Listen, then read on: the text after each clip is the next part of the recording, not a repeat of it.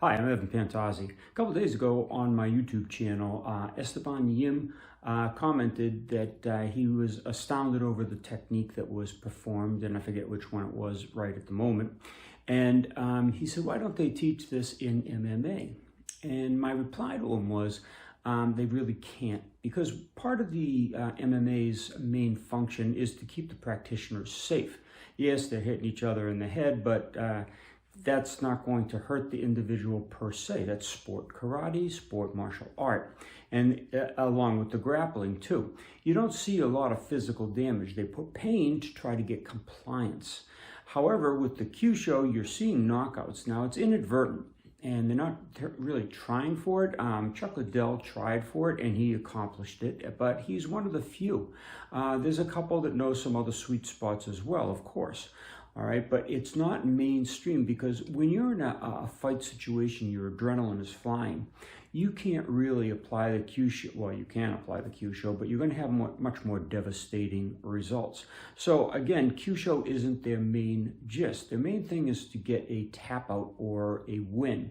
Unconsciousness, of course, happens from many techniques. We see a lot of kicks or a lot of punches to the head that cause the knockout. Now, again, bear in mind that they're not bare knuckle, okay? And this is another factor. They are trying to protect each other, and rightfully so. It's a sport. They're trying to build up and through the ranks and develop a win count. And you can't do that if you're getting cut by knuckles or you're getting crippled by Kyusho. So again, it's nothing that they would want. I had contacted Dana White, actually his legal team, a few years ago now, and I contacted them twice, and I got 2 letters back saying they weren't interested at the time. And at the time, I was wondering why, and it came to me that, again, the protection. It's a sport. They want to get people to pay to come into the arena, pay for the pay-per-view. They don't want, people don't want to see people getting hurt. It's just not a good business. So again, Kyusho is not good for business. I've been telling people that for years. A lot of people take the Kyusho and they bring it right into their karate classes, their jiu-jitsu classes, their tai chi classes, and they alienate students. Many people don't like to feel pain. Less people like to get dysfunctional, and even fewer people like to go unconscious, okay, or can tolerate it. Now, we don't like going unconscious either, but what we do is we want to train and we want to see how far we can push the limits and how far these techniques can take us.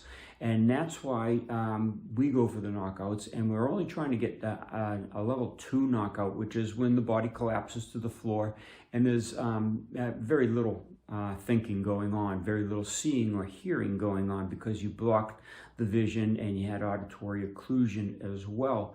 But that's where we want to go because that's going to be safer than a full-blown knockout. Now, every once in a while, you get a full-blown knockout, whether it's adrenaline that pushed your strike or your compression a little bit too far, or just the person's physical makeup or their body structure wouldn't allow for that one particular target to be a halfway target. Okay, everybody's got different tolerances, everybody's got different weaknesses in their body, and Kyusho seeks to find that. And that's why it's good to study one target really well, but you need about 10 of them because you never know if a person's going to be highly resilient.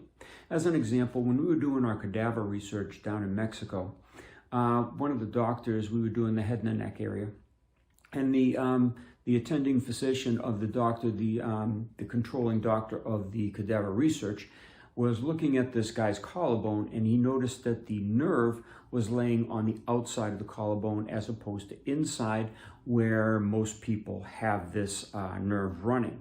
Now, again, we have the same nerves, okay, but how they lie in the body, we don't know. What's the muscle mass, the density of the muscle? How far can you get into that nerve?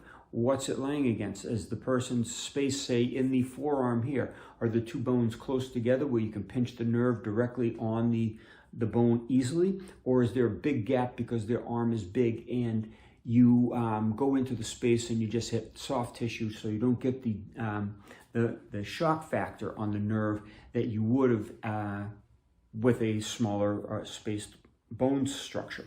So again, it's always different. But again, the answer to your question, sir, is that it's a sport. It's a business, okay? They can't be alienating people. They can't be injuring their fighters. They need to keep a good stable of fighters to keep the business and the sport going.